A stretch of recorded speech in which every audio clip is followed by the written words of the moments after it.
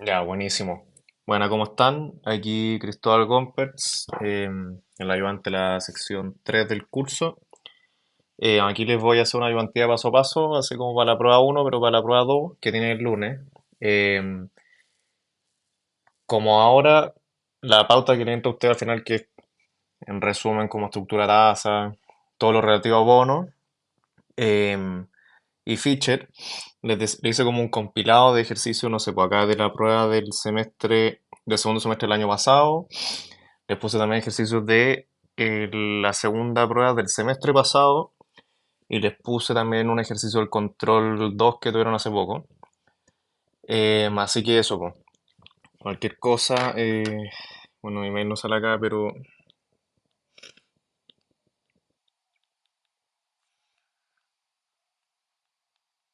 nada, cualquier cosa ese es el mail. Y eso, pues. Démosle con los comentes. Entonces al final el primer comente dice, el compraventa de una acción en el mercado accionario, bolsa, que al final esto igual sirve como para bono. La tira igual o para un proyecto. La tira es igual para el comprador y el vendedor. Entonces, si ambos, el comprador y el vendedor, usan la TIR como criterio de decisión, entonces ambos deberían tomar la misma decisión. Ya, entonces nosotros sabemos, eh, ya lo voy anotando acá. Ya, bueno, ok, mejor. Ya, comentes. Ya, ya, entonces, nosotros sabemos que la TIR al final es la tasa que nos hace que el VPN sea cero. Entonces,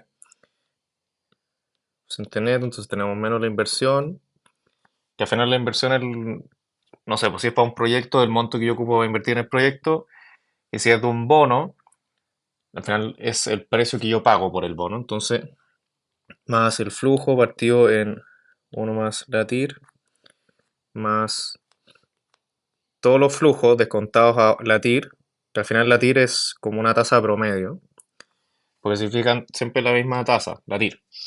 Entonces al final es una tasa, la tasa interna de retorno que es la tasa del retorno promedio de todos los periodos, ¿ya? Entonces la tasa que nos hace que sea cero. Entonces, ¿qué pasa? Que nosotros tenemos que, si la TIR es mayor a R, el VPN va a ser positivo, ¿ya? ¿Por qué? Porque quiere decir que, ya, porque nosotros cuando descontamos nuestro flujo, no sé, pues calculamos el valor presente de un proyecto, va a ser los flujos descontados la tasa, ¿cierto? Entonces, al final la tasa a la que descontamos es la tasa de retorno que le exigimos a nuestro activo. Entonces, que generalmente ocupamos el costo de oportunidad, porque generalmente los ejercicios te dicen, no sé, pues tú puedes realizar este proyecto o invertir a cierta tasa en el banco, ¿cachai? O cuando compráis un bono te dicen esta es la tasa, qué sé yo. Entonces, la tasa a la que descontamos es la tasa que le exigimos de retorno a nuestro activo. Entonces, ¿qué pasa? Si es que y bueno, y la TIR, al final es la tasa que efectivamente como que nos renta, por así decirlo. Entonces, si es que la TIR es mayor que nuestro costo de oportunidad, visto desde el lado de un comprador o de un inversionista, el VPN va a ser mayor a cero porque nos conviene invertir en esto. Entonces, si lo vemos así, entonces menos I más todo esto.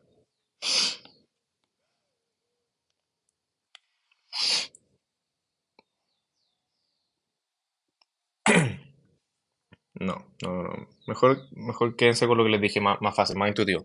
Entonces, si es que nos renta más, efectivamente nuestro proyecto en base a la TIR es mayor que nuestro costo de oportunidad, al final nos conviene desde el lado del comprado porque el activo nos renta más que nuestro costo de oportunidad. Si es que lo vemos desde el vendedor, es el caso contrario, porque al final el vendedor eh, ve desde el otro lado de la cara, porque al final uno compra, busca una cosa, piénsalo como invertir. Si yo quiero invertir, quiero la tasa más alta, y si yo me quiero endeudar, quiero la tasa más baja para endeudarme, ¿ya? Entonces, el vendedor que al final el vendedor de una acción o un bono, por ejemplo, el que vende un bono se está endeudando, porque al final va a recibir plata por el bono, pero va a tener que pagar los cupones del bono, entonces están endeudando. Entonces lo que quiere el vendedor es una tasa más baja que el costo de oportunidad, ¿ya? ¿Por qué? Porque al final se quiere endeudar más barato, ¿ya? Entonces, tenemos que el comente es falso, porque ya, a pesar de que la tira es la misma, son con signo opuesto, ¿ya? Al final uno lo ve desde un lado que quiere que le rente más que el costo de oportunidad y otro que tenga que pagar menos que el costo de oportunidad, por así decirlo, ¿ya? Esa es como la lógica. Bueno, cualquier cosa ahí está la pauta como oficial. Ahí si le quieren poner pausa. Pues el comente B dice, si usted hace arbitraje negociando en el mercado de bonos, la ganancia suya implica una pérdida en las contrapartes.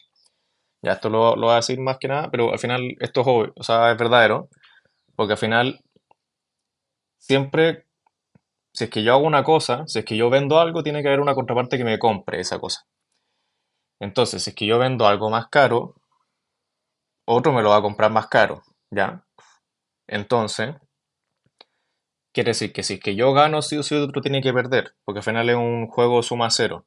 Ya como que no puede quedar plata dando vuelta, por así decirlo. Entonces, la ganancia mía es la pérdida de otro, y si es que yo pierdo, quiere decir que gana otro, ¿ya? Es eso nomás. Y ahí está, bueno, la pauta.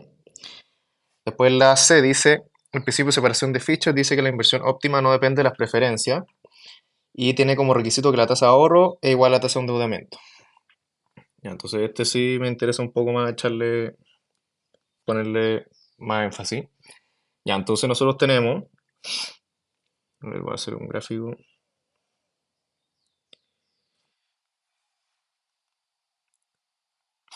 Ya, entonces tenemos, no sé, pues, nuestra función de producción y tenemos, esto va a ser con mercado de capitales imperfecto. Entonces,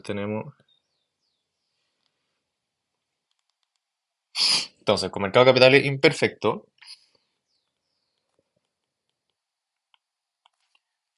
¿qué pasa? Nosotros tenemos dos tasas. Hay una tasa de endeudamiento que es mayor, que también la tasa de endeudamiento se le llama tasa de colocación y la tasa de ahorro se llama tasa de captación, porque al final uno lo ve como desde el banco. Porque se llama tasa de captación porque el banco, cuando uno ahorra, uno le pasa la plata al banco, entonces el banco capta esa plata y por esa plata que uno ahorró, o sea, se la prestó al banco, el banco te da un retorno. La tasa de colocación es porque uno pide deuda, entonces el banco coloca esa deuda, por así decirlo, que otro la adquiere.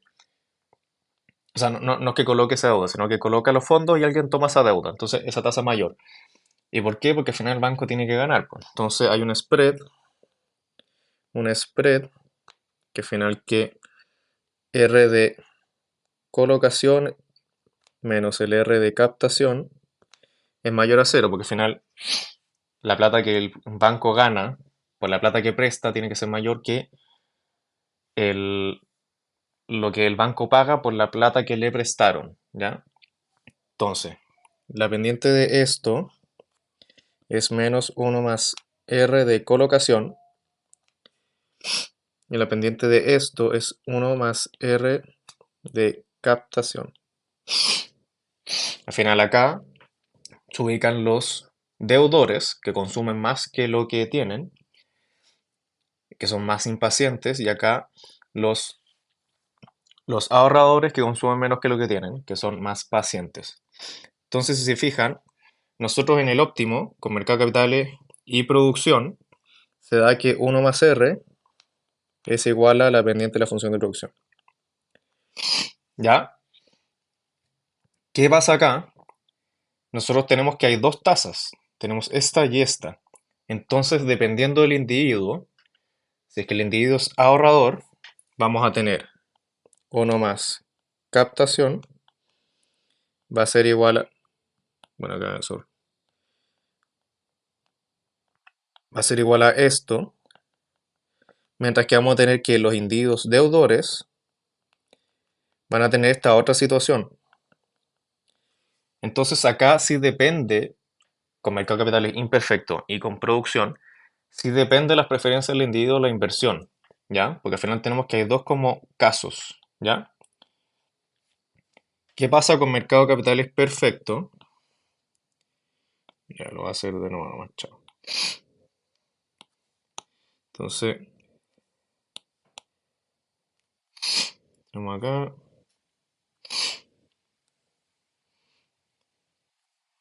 con mercado de capitales perfecto, hay una única tasa. Nosotros sabemos que el óptimo es 1 más R, ¿cierto? Entonces, ¿qué pasa? Que como hay una única tasa, independiente de las preferencias del individuo, siempre se va a dar la misma inversión óptima. ¿Ya? Entonces quiere decir que se cumple el principio de separación de Fischer, que al final dice que la inversión óptima no depende de las preferencias de los agentes, ¿ya? Entonces, eso que quede claro.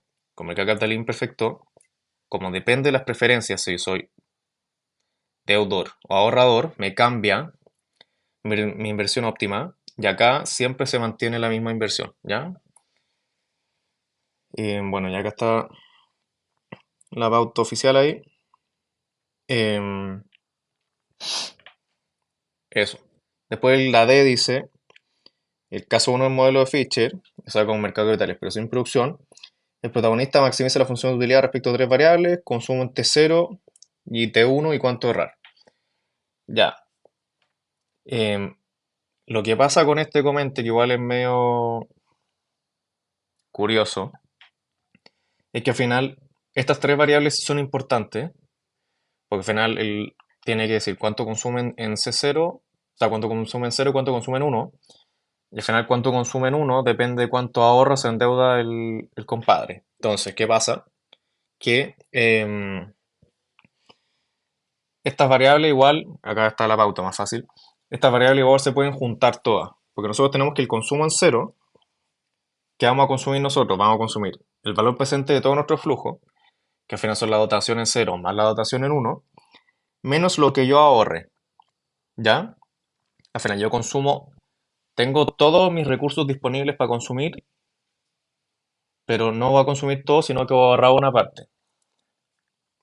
Después tenemos que el consumo en uno va a ser el valor futuro de mis dotaciones menos el valor futuro de lo que yo consumí en cero. O sea, como la plata que me quedó, por así decirlo. Entonces al final el comentario es falso porque todo se puede juntar en una sola variable, ya como en un solo término. Entonces al final esos son los comentes. En general hay harto comente, así que igual les recomiendo manejarlos bien, como la lógica de las preguntas. Bueno, la ayudantía hay hartos comentes, también están los comentes del control, que igual los repasaría, porque al final igual la materia del control entra para la prueba, según lo que tengo entendido. Entonces, eso es mi recomendación de los comentes, porque igual ponen hartos comentes. Después, bueno, Fischer con mercado de capitales. A ver, voy a copiar todo esto.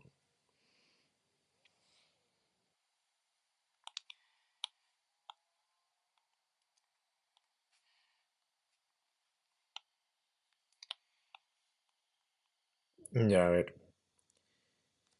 Fischer con mercado de capitales, entonces,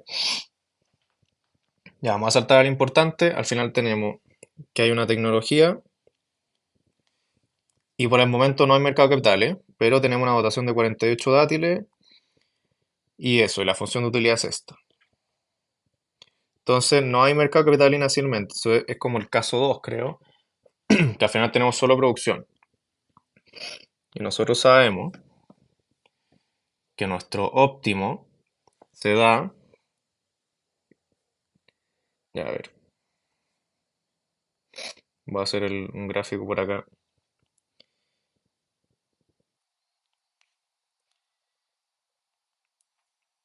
Entonces, cuando tenemos solo producción, nuestro óptimo se da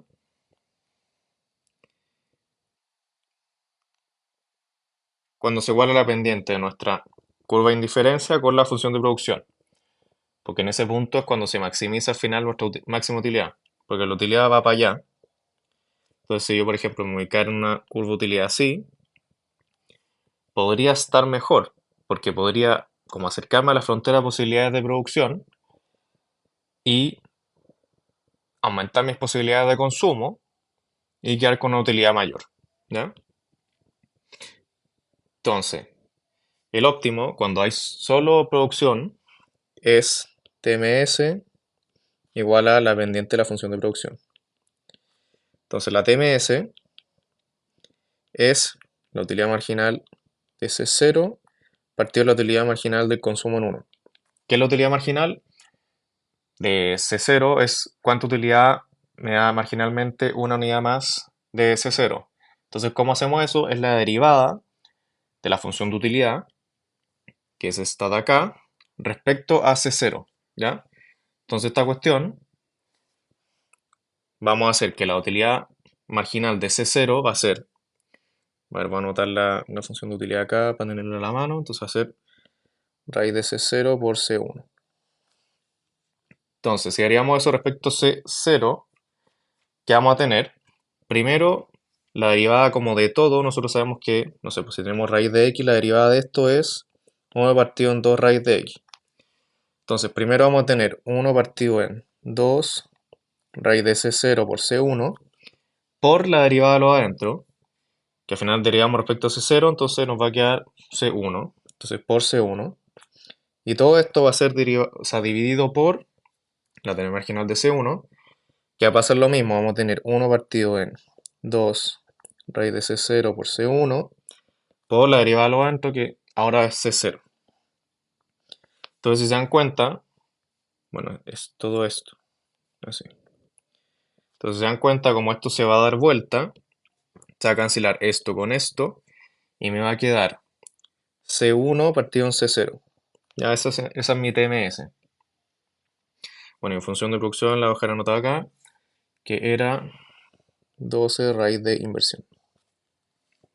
Entonces, ahora la derivada de nuestra función de producción, como es 12 raíz de la inversión, va a pasar lo mismo. Va a ser la derivada de esta cuestión, va a ser 1 partido en 2 de la raíz de la inversión. Entonces vamos a tener 12 por 1 partido en 2 raíz de la inversión. Bueno, la derivada de esto es 1, entonces no lo anotamos. Entonces nos va a quedar 6 partido en raíz de la inversión. Entonces nos va a quedar que 6 partido en la raíz de la inversión va a ser igual a C1 partido en C0. Entonces, ¿cómo sacamos la inversión? Si tenemos acá tres variables. Como solo hay producción, ¿qué pasa? C0, yo no me puedo endeudar. ¿Y qué quiero hacer hoy día? Yo puedo hacer consumir o producir. Y yo, ¿de dónde saco plata para hacer cualquiera de esas dos cosas? Con mi dotación. Entonces, lo que consumo hoy día va a ser la dotación que yo tengo menos la plata que yo vaya a invertir. ¿Ya? Entonces, mi consumo en cero va a ser 48 menos la inversión. Bueno, espera, vamos a avanzar así. Partido I0. Entonces esto va a ser 48 menos I0. No, me confundí. Porque es el C1.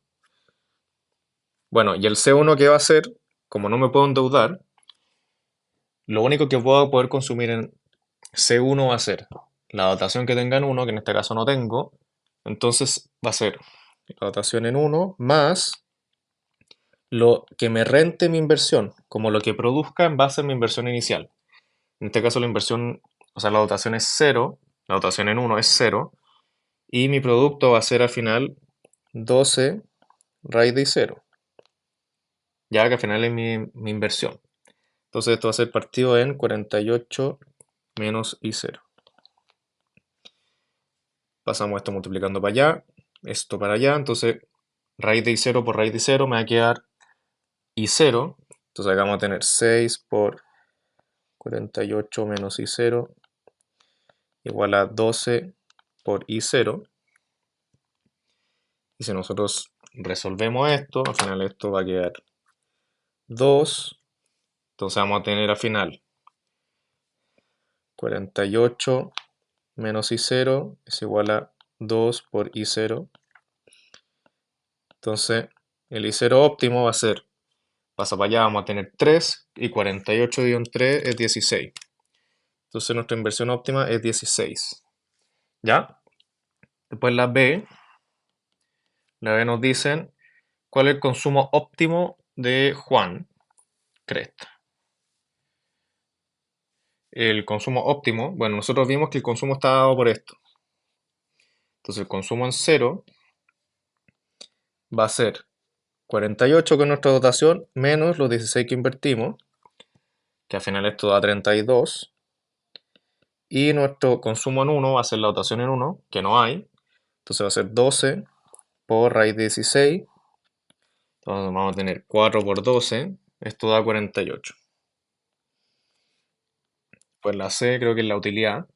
¿Cuál es la utilidad de Juan? Entonces va a ser la utilidad del consumo en 0 y el consumo en 1. Entonces va a ser la raíz de 32 por 48. Entonces, raíz de eso da 39 con 192. 39 con 192. ¿Ya? La D, ¿cuál es la tasa de interés implícita en la solución? ¿Qué pasa acá? Es como nos preguntan, o sea, nos preguntan como si es que existiera mercado de capitales, ¿qué tasa de interés haría que yo tomara esta decisión de invertir 16 y de consumir lo que consumo? Entonces, cuando nosotros tenemos mercado de capitales y producción, vimos que se cumplía esto, ¿cierto? Entonces nos están preguntando qué tasa de interés tendría que existir para que, dada la inversión que yo hago de 16, se mantenga esta inversión de 16 con la tasa que encontremos. Entonces vamos a tener que 1 más R va a ser igual a 6, o sea, la derivada de nuestra función de producción, que es 6 partido en raíz de la inversión, y la raíz de la inversión es 16 lo mismo. Entonces esta cuestión va a ser R, va a ser igual a 6 partido en 4, menos 1, que al final es 0,5.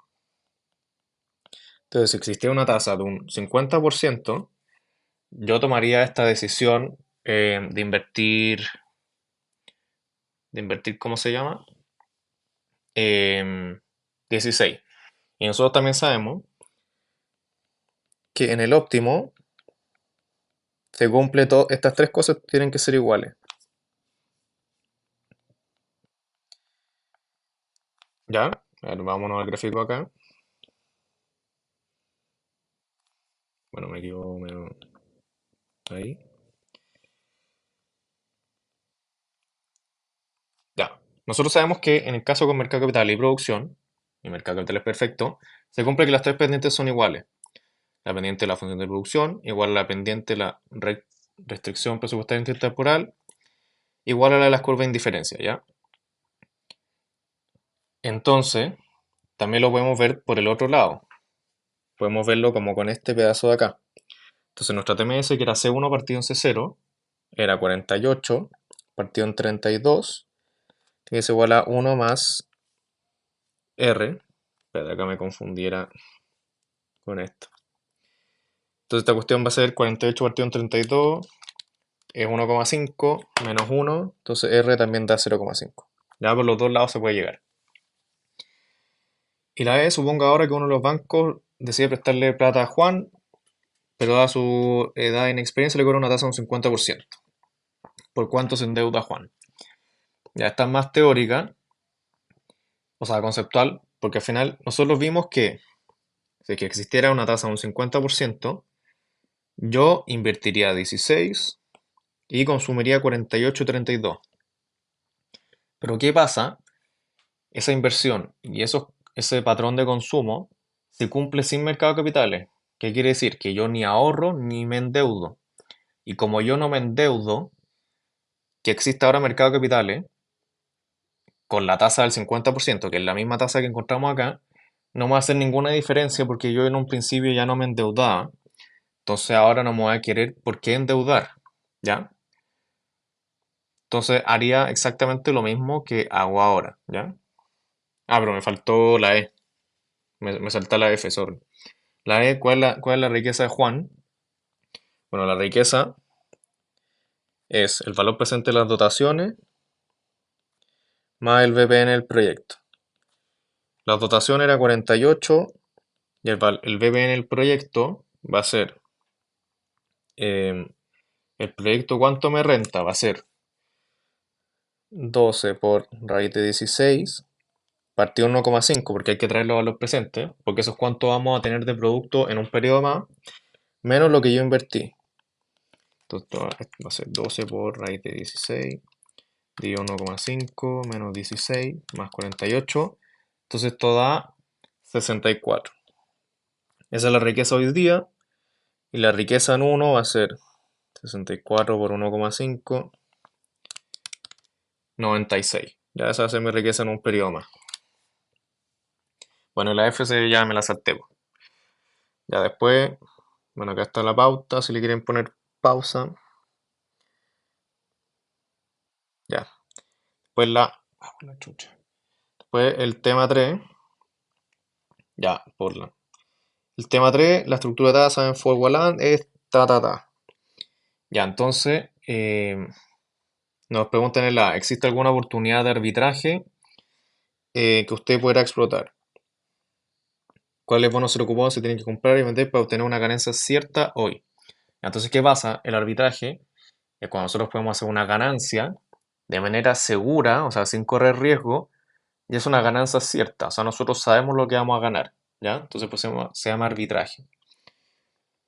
Ya, entonces no me voy a poner a calcular todas las tasas forward, pero ustedes saben que la forward del periodo T, ya porque al final la tasa forward es entre dos periodos. Entre el periodo T y el periodo T más 1 es igual a 1 más la tasa spot de T más 1 partido en 1 más eso elevado a T menos 1. ¿Ya? Entonces, si se dan cuenta, ya, acá vamos a tener ya acá un 4% porque es la misma. Ya acá vamos a tener 1,05 al cuadrado partido en 1,04 menos 1, que eso es un número positivo, ¿ya? Después acá también 1,06 al cubo partido en 1,05 al cuadrado, un número positivo. Acá nos va a dar un 6%. Y acá es donde podrían haber cosas raras, porque podríamos tener una tasa negativa. Entonces calculemos esta, que va a ser 1,05 elevado a 5 partido en 1,06 elevado a 4 menos 1. Esto da 0,5 elevado a 5 dividido 1,06 elevado a 4 menos 1. Esto da 1,09%. Y esta, es decir, 1,04 elevado a 6, 1,05 elevado a 5 menos 1. Entonces va a ser 1,04 elevado a 6, dividido 1,05 elevado a 5, menos 1. Esta cuestión da, la pauta lo aproximan a menos 0,9%. Dejémoslo así. Entonces, ya, ¿por qué yo caché que podía haber una cosa rara, una tasa negativa? Porque la tasa spot como que va bajando. O sea, acá va de 4 a 5 sube, de 5 a 6 sube, se mantiene y acá cae. ¿Ya? Y después acá nuevamente cae. Entonces podría ser que se diera que esto, o sea, que este número de acá fuera tan grande que toda esta fracción fuera menor a 1, entonces restarle 1 me queda negativo. Entonces, ¿qué pasa? Como la tasa forward entre 5 y 6 es negativa, ¿qué pasa? Que si yo, por ejemplo, me endeudo, cuando yo me endeudo una tasa negativa, lo que pasa es que devuelvo menos plata que la que pedí prestada. ¿Ya? Porque al final cuando yo me endeudo una tasa positiva, pago más de lo que pedí prestado, por el tema del valor tiempo del dinero. Entonces, ¿qué pasa? ¿Qué estrategia podemos hacer? Como hay una diferencia, que hay una tasa negativa, entonces la estrategia va a ser, yo voy a endeudarme, ¿deuda a qué plazo? A 6 años plazo. ¿Por qué? Porque si yo me endeudo 6 años, yo tengo que ya, entre los periodos como 1 al 5, por así decirlo, mi deuda crece, como que voy pagando más, pero como la tasa entre 5 y 6 es negativa, como que mi monto a pagar se va a reducir, por así decirlo. Entonces, si yo me endeudo del 1 al 5, va a aumentar mi deuda, como lo que tengo que pagar, por 5 o 6 se va a achicar por la tasa negativa. Entonces me endeudo a 6 años, ¿ya? Y por el otro lado, voy a invertir a 5 años. ¿Y por qué invierto 5 años y no a 6 años? Si es que yo me endeudé a 6 años. Porque si es que yo invierto a 6 años, ya, del 1 al 5, mi inversión como que va a crecer, pero del 5 a 6 mi inversión se va a achicar en ese periodo. Y yo no quiero eso, entonces ¿qué hago? Yo invierto del 5 al 6, o sea, perdón, del 1 al 5, o sea, entre 0 y 5 invierto mi plata. ¿Y qué hago en 5 cuando reciba mi pago? Voy a guardar la plata bajo el colchón, que me renta cero, que en este caso cero es más que la tasa forward, que es negativa. Entonces, como me va a rentar cero y la deuda en ese periodo me va a rentar negativo, prefiero guardarla bajo el colchón. Entonces, invierto 5 años, guardo la plata bajo el colchón y pago la deuda en t igual a 6. ¿Ya? Entonces, yo lo que voy a hacer es, a ver cómo lo dejo, chun, chun, chun, con número. A ver, entonces yo tengo t0, t igual a 5, t igual a 6.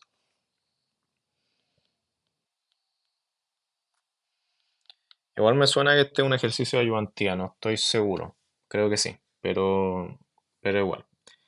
Ya, entonces, yo me voy a endeudar a 6 años. Entonces, supongamos que yo pido 100. Ya es un número fácil. Entonces, pido 100. O no, mejor, a ver, hagámoslo. mm, mm, mm, mm. Ya, sí, hagámoslo así mejor. Pido 100. ¿Cuánto va a tener que pagar en t igual a 6? Va a tener que pagar 100 por 1,04 elevado a 6. ¿Ya? 126,53. Entonces esto va a ser 100 por 1,04 elevado a 6. ¿Cuánto voy a invertir?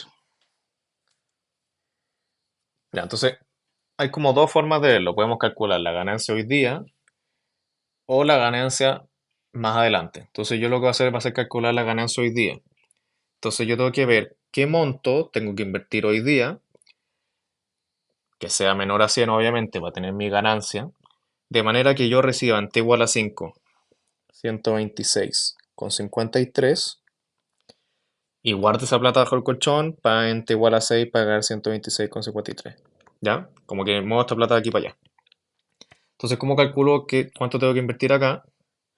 Esto va a ser 126,53 partido el 1,05, que es mi tasa 5 años, elevado a 5. Entonces tenemos 126,53 de 1,05 elevado a 5.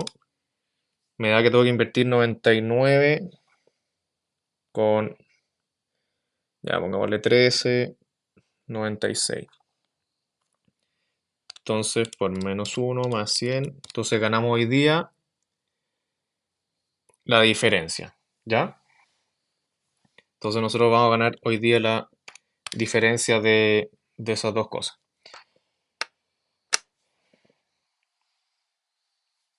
Entonces, esa es mi estrategia al final. Yo me endeudo a cierto plazo. A ver, igual quiero confirmar porque la pauta está de otra forma. A ver. Ahora más adelante esta cuestión. A ver, año 23. Bola año 24 entonces.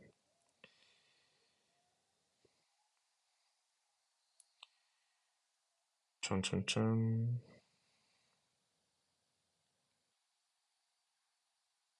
Ya, acá está. Ya, sí. Al final es esto. Que al final es lo mismo que lo mostré, quería confirmar porque la pauta sale de otra forma. Entonces, lo que pasa, ya quería confirmar eso, que está bien, porque la pauta sale con otros números. Entonces, al final, yo lo que hago para que se entienda bien la lógica. Como tengo una tasa negativa, me conviene endeudarme al periodo completo, que comprende esa tasa negativa, y invertir hasta el periodo antes que la tasa se vuelva negativa. O sea, hasta el año 5. Después guardo la plata bajo el colchón, que me va a rentar cero, que cero es más que la tasa negativa, y así pago mi deuda y me gano un extra gratis, entre comillas, porque al final hay arbitraje. Y después la B, según el arbitraje, se puede hacer una escala más grande. Teóricamente sí, lo puedo replicar, pero ¿qué pasa? Cuando yo, bueno, acá aplica lo mismo oferta y demanda. Entonces, si yo compro mucho de algo,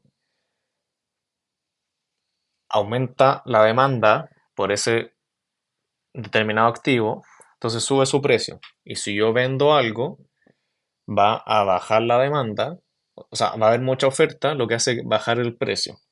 Entonces, con la deuda, yo estoy vendiendo y con la inversión, yo estoy comprando. Entonces, cuando yo haga mis transacciones, que vendo y compro, se van a ir moviendo los precios de los activos de tal manera que llegue hasta una situación en que no pueda realizar más el arbitraje. Porque al final eso es lo que pasa. Entonces, lo que pasa también es que en mercados más líquidos, que un mercado líquido que hay muchas transacciones, como hay tantas transacciones, los precios se corrigen muy rápido si es que hay oportunidades de arbitraje. Entonces, como que hay menos oportunidades de arbitraje en mercados más líquidos. Igual está acá la pauta. Bueno, y acá les calculan los bonos cero cupón. ¿Ya? Después bueno, está el el control, creo. Entonces los precios de los bonos cero cupón, los que pagan uno en una que fecha, comprar los precios encontrados, pa. Ya, entonces nosotros acá tenemos el bono uno paga, es un cero cupón al final, que paga un solo peso. El bono 2, entonces, ¿cómo podemos expresar esto? Ya, acá está la respuesta, pero igual, ¿cómo podemos expresar eso? El bono uno es igual a un bono cero cupón. El bono 2 es igual a un bono cero cupón que paga un peso en uno y que paga un peso en 2, porque después es cero. El bono 3 va a ser un bono cero cupón que paga uno, que paga 2, que paga un bono cero cupón en 3. O sea, que paga 3 o sea, que paga 1 en el periodo 3. El bono 4 la suma un bono cero cupón de 1, de 2, de 3 y de 4. Entonces, ¿esto cómo se puede expresar? Como B1 más B2. Se puede expresar como B2 más B3. Y esto se puede expresar como B3 más B4, ¿cierto? Entonces, ¿cómo puedo sacar B1? Ya me lo dan. Al final es esto de acá. ¿Cómo saco B2? Este de acá. Como ya tengo B1, que es esto, B2 va a ser 1,8423 menos el cero cupón que paga un peso en 1, o sea, menos esto, y me va a dar esto de acá. El bono 3 va a ser el precio del bono 2, que al final es la suma de estos dos de acá, más esto de acá. Entonces, si yo quiero despejar esto, va a ser el precio de B3 menos B2. Entonces va a ser este de acá menos este de acá. Y el bono 4 va a ser este de acá menos este de acá, ¿ya? Entonces, bueno, ¿qué dice? En principio los pagos deberían ser decrecientes, que quiere decir que al final esto vaya disminuyendo. ¿Por qué? Porque al final, como nosotros tenemos, ya, siempre se mantiene que el bono cero cupón es un pago de un peso, entonces el flujo se mantiene constante. Y a medida que yo me alejo en el tiempo, descuento por un lado por más periodos y por una tasa que en teoría debería crecer, ya por la estructura de tasas positiva. Entonces, ¿qué pasa acá? Si se fijan, el B4 es mayor que el B3. Entonces quiere decir que la tasa a la cual estamos descontando, B4 es media curiosa porque nos da un valor presente mayor que cuando lo descontamos un pago de un peso en 3, y eso que acá son más periodos, ¿ya? Entonces eso es lo raro, que hay que tener ojo, ¿ya? Después acá, a partir de su resultado nada, ¿Cuáles son las tasas de interés a 2 años plazo? De acá igual se los voy a mostrar porque no encuentro que valga la pena calcularlo, pero nosotros sabemos esto de acá, ¿ya? Que al final es lo mismo de antes, po.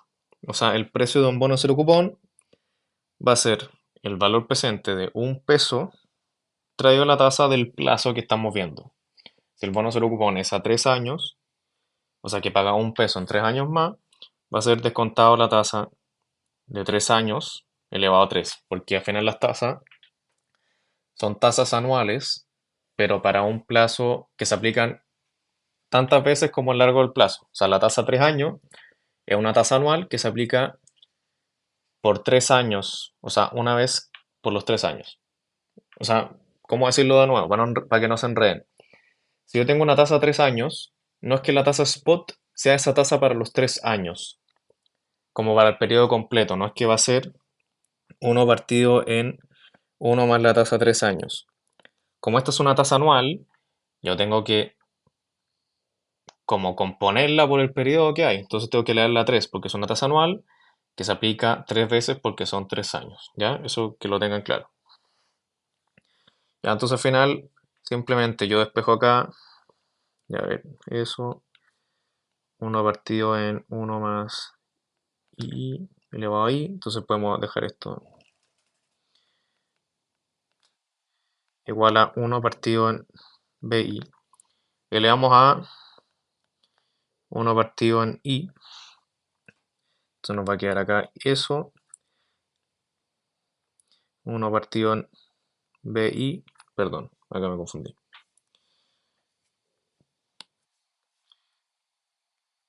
Partido en i menos 1. Entonces, la del primer plazo va a ser, la del plazo, no sé, pagamos esto. Va a ser i3, va a ser igual a 1 partido en esta cuestión que igual está grande, a ver, 1 dividido en 0,81, 62, 97, 88.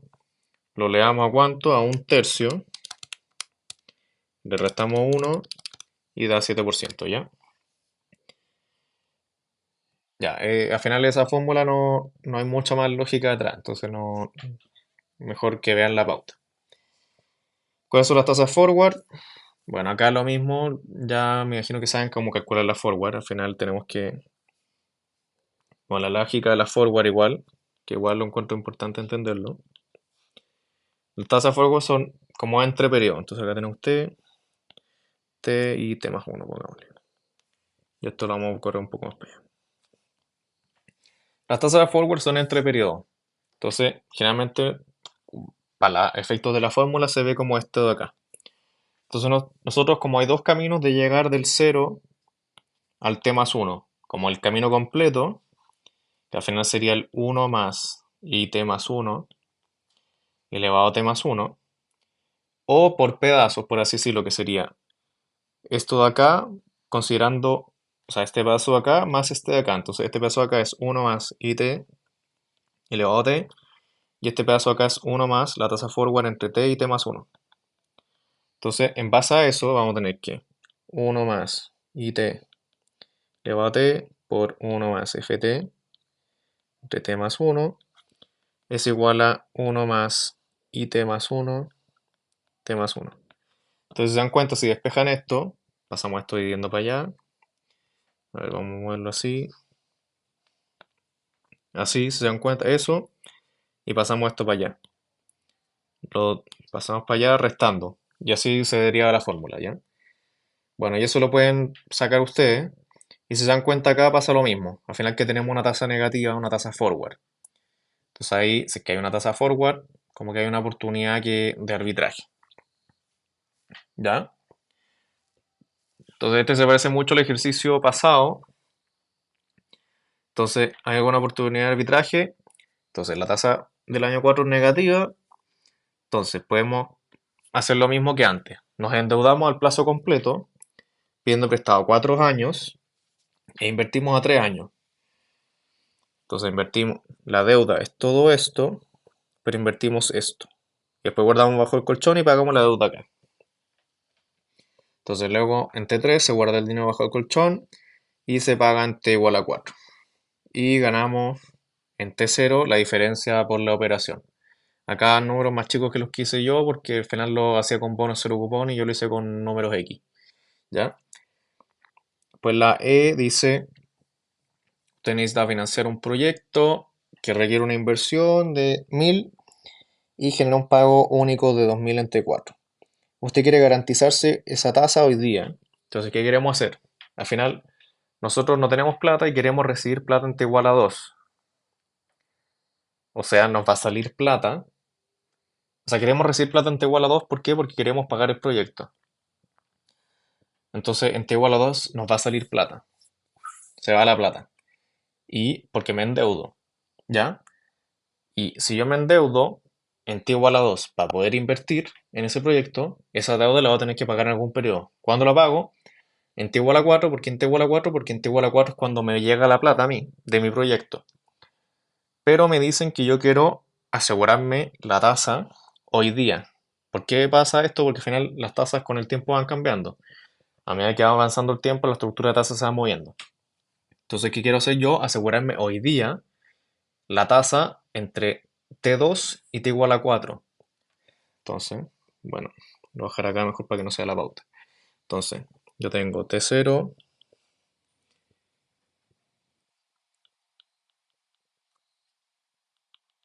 T igual a 2, T igual a 4. Entonces, yo haciendo operaciones hoy día, me quiero asegurar una tasa para este periodo de acá. Entonces, ¿qué pasa? Yo quiero en T igual a 2 recibir 1000 para invertir en mi proyecto. Si es que yo quiero recibir plata en T igual a 2, me entra plata, ¿yo qué tengo que hacer en T igual a 0? T igual a 0, tengo que invertir plata. Invertir a 2 años plazo. ¿Por qué invierto? Porque si es que yo invierto hoy día, sale plata de mi bolsillo, la meto al banco y eso me renta tanto tal que yo gane 1000 en 2 periodos más. Entonces, ¿cuánto invierto? 1000 partido en la tasa spot a 2 años, que era un 6% al cuadrado. Entonces, 1000, 1,06 al cuadrado, esto me da 889, 889,996, dejémoslo. Ya. ¿Yo qué quiero hacer? Como yo quiero, como asegurarme la tasa para estos dos plazos, yo quiero que en el neto, mi efecto como total, en t igual a 0, me quede 0. Y que acá me quede el flujo de 1000 positivo, como si yo recibiera una deuda en t igual a 2, y acá un flujo negativo, como si yo pagara mi deuda en t igual a 4. ¿Ya? Entonces, si es que yo quiero que acá se mantenga el flujo positivo y acá me parezca un flujo negativo, yo, bueno, y acá esto me queda en 0, como esto es positivo, necesito sí o sí un flujo negativo acá. O sea, no, perdón. Ahí está, negativo, me confundí. Yo quiero que esto me quede 0, esto me quede positivo y esto me quede negativo. Porque yo quiero asegurarme hoy día una tasa de deuda entre T2 y T4. Entonces, acá yo quiero que siga positivo y acá yo quiero que me salga algo negativo y acá algo positivo, para que esto se me netee y me quede 0. Entonces, si yo recibo plata en t igual a 0, eso es equivalente a endeudarme, ¿ya? Deuda a 4 años. Entonces, ¿cuánto voy a endeudarme yo? Voy a endeudar por 889,996. Eso es lo que pido yo hoy día. Entonces, en el neto me queda 0. En T2 no pasa nada, ¿ya? Y como endeudado de 4 años, ¿cuánto voy a tener que pagar en 4 años más? Va a ser 889,996 por mi tasa spot a 4 años, que era un 5%. Entonces esta cuestión da 89,996 por 1,05 elevado a 4.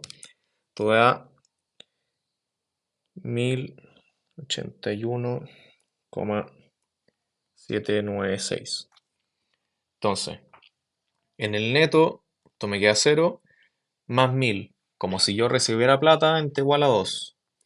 Y en T igual a 4, yo pago mi deuda. ¿Ya? Entonces fabricamos hoy día un crédito que se va a materializar en T igual a 2 para un plazo de 2 años. ¿Ya?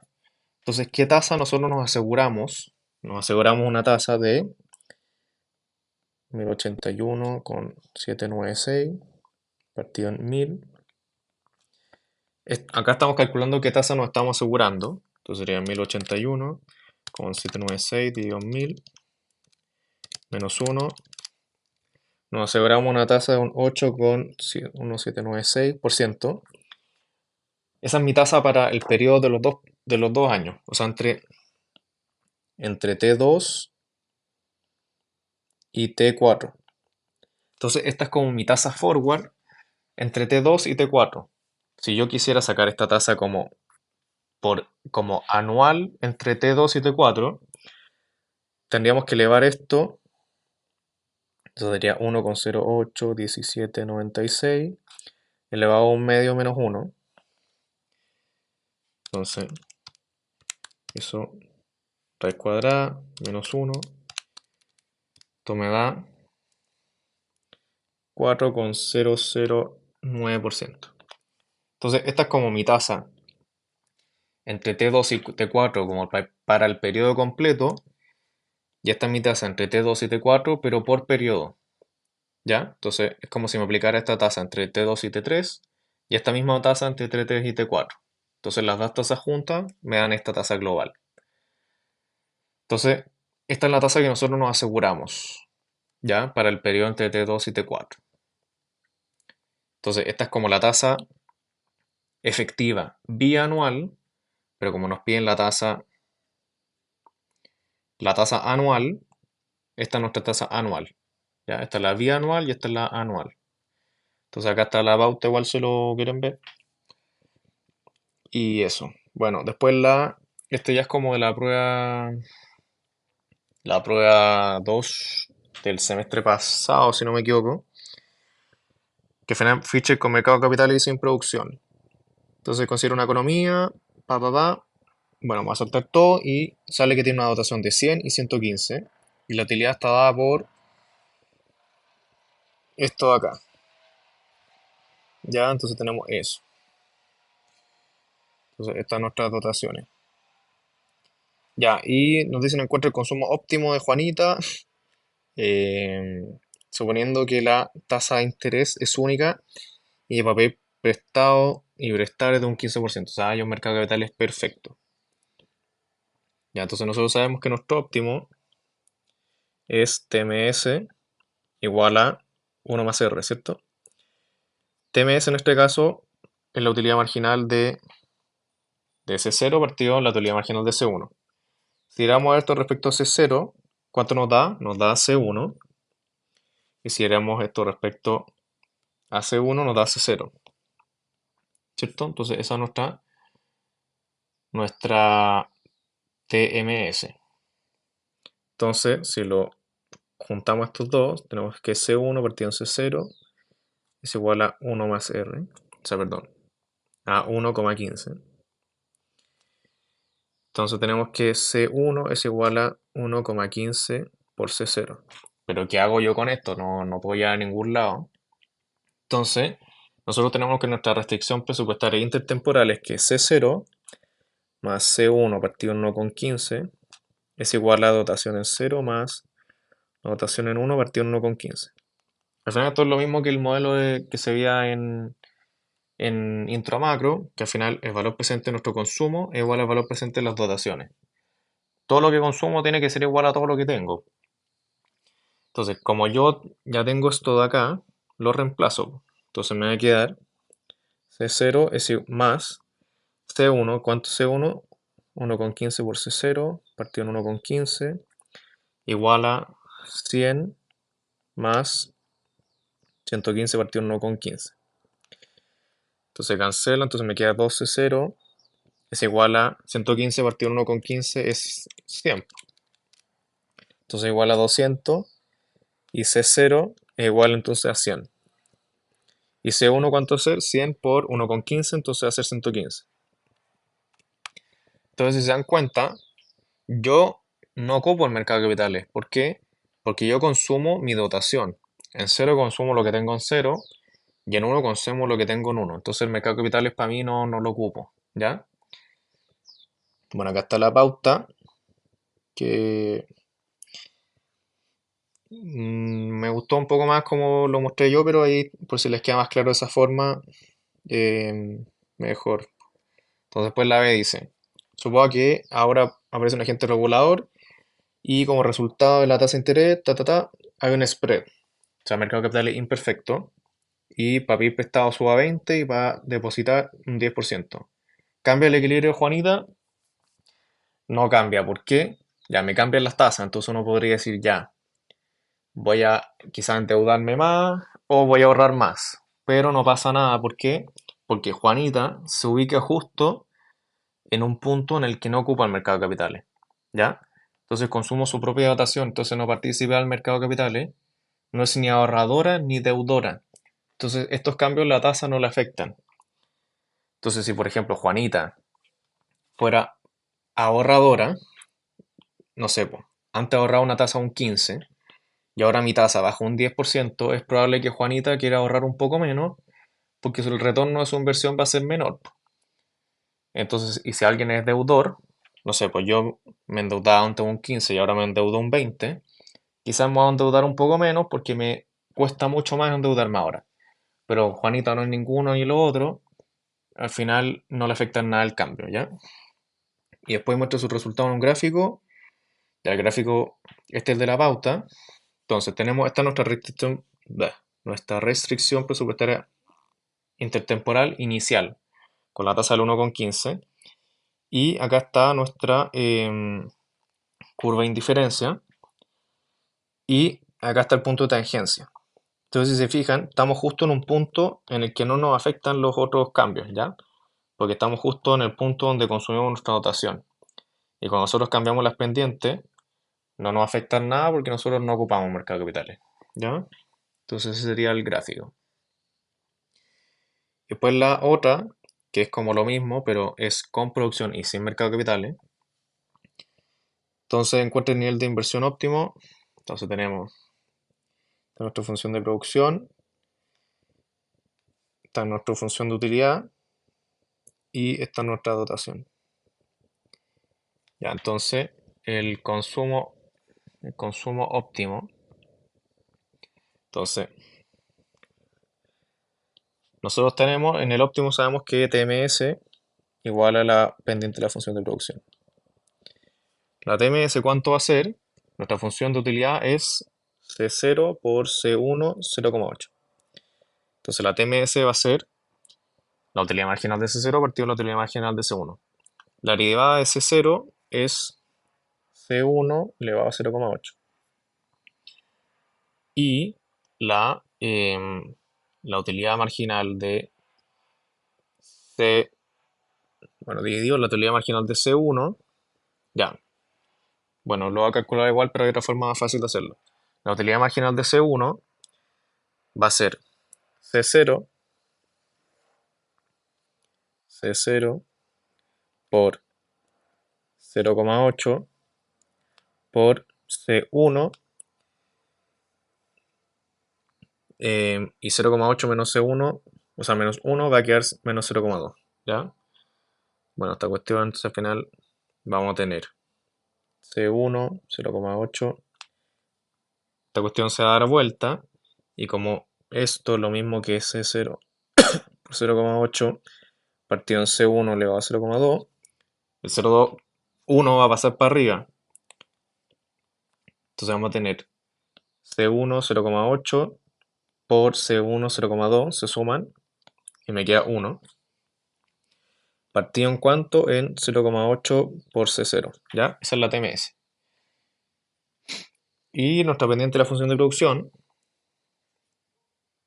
es, bueno, la función de producción es 8 tercios por la inversión inicial elevado a 3 cuartos. Entonces va a ser 8 tercios por baja el 3 cuartos por la inversión inicial, y 1 menos 3 cuartos, o sea, 3 cuartos menos 1 es un cuarto, o sea, menos un cuarto.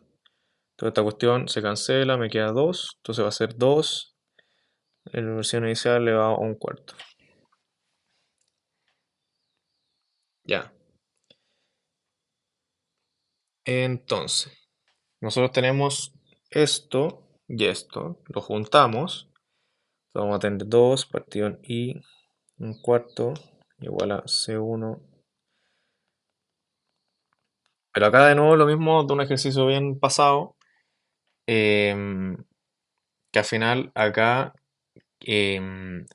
tenemos tres variables. ¿Cómo las mezclamos? Lo mismo que el ejercicio pasado. C0 va a ser igual a, como no me puedo endeudar ni ahorrar, va a ser mi dotación menos lo que ocupo para invertir. Y C1 va a ser la dotación en 1, que en este caso es 0, más el producto que voy a tener. Entonces esto se transforma en mi función de producción, que al final va a ser el producto que yo voy a tener, partido en 0,8 por cuánto consumo en C0, que hace mi dotación menos mi inversión. Entonces, ¿qué pasa? Esto pasa para allá y esto pasa para allá. Entonces tenemos un cuarto más 3 cuartos, me va a quedar 1. Entonces vamos a tener acá 2. Bueno, vamos a tener el 2 por el 0,8, entonces vamos a tener 1,6. 1,6 por 20 menos la inversión, igual a 8 tercios por la inversión. Si despejamos eso, nos va a quedar que la inversión inicial óptima es igual a 7,5. 7,5. ¿Y el consumo cuánto va a ser? C0 va a ser el 20 menos el 7,5, va a ser 12,5. Y el C1 va a ser lo que produzco, 8-3 por 7,5 elevado a 3 cuartos. Entonces da 12,08. O sea, 12,09 en verdad. 12,09. Ya, que al final es lo mismo que está ahí. Encuentra la tasa implícita que es consistente con estas decisiones. Entonces, si es que existiera un mercado de capitales, ¿qué decisión tomaríamos? Entonces sería 1 más R, eso. Ese sería el óptimo cuando hay mercado de capitales y producción. Entonces vamos a tener 1 más R, entonces vamos a tener que R va a ser igual a la pendiente de nuestra función de producción, que va a ser 2 partido en la inversión elevada a un cuarto, y nuestra inversión era 7,5, entonces va a ser 7,5 elevado a un cuarto, menos 1, entonces vamos a tener 7,5 elevado a un cuarto, y esto da un 20,9%. Ya, esa es nuestra tasa de deuda, que al final está ahí. Y después nos dicen que aparece un mercado de capitales y desaparece la tecnología. Y nos dicen, dada esta tasa de interés, encuentra la dotación en 1 que junto a D0, pero sin tecnología, generaría el mismo patrón de consumo.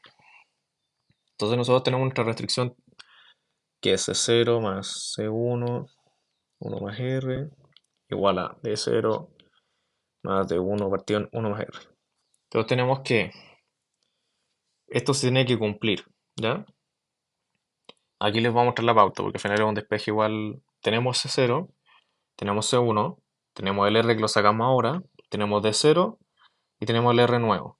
Entonces al final nos va a quedar que D1 va a ser igual a C0, va a ser igual a C0 más C1, 1 más R, menos D0, ¿cierto? Porque pasamos esto para allá restando y tenemos que pasar esto multiplicando. Entonces, por 1 más R. Ya, entonces, si nosotros hacemos eso, nos va a dar que el D1 es 3,02. Que al final, si es que tuviéramos esa dotación y mercado de capitales, estaríamos como indiferentes entre tener mercado de capitales y esa dotación, o no tener mercado de capitales y tener mi función de producción. ¿Ya? Y la D muestra su resultado anterior en un gráfico. Ya, entonces, la función de producción, importante, siempre el punto donde parte es en la dotación. ¿Ya? Entonces la dotación era 20, entonces aquí se pasa a dibujar la función de producción. ¿Dónde invertimos? El punto donde se iguala con la pendiente de la función de utilidad, o del mercado de capital en este caso, pero como está todo hecho para que dé lo mismo, nos da que es 12,5 nuestra inversión inicial, ¿ya? ¿Y cuánto va a ser nuestro producto? Tiramos para arriba la línea y cuando choque con la curva lo tiramos para el eje Y, y esto es lo que va a ser nuestro producto el próximo periodo.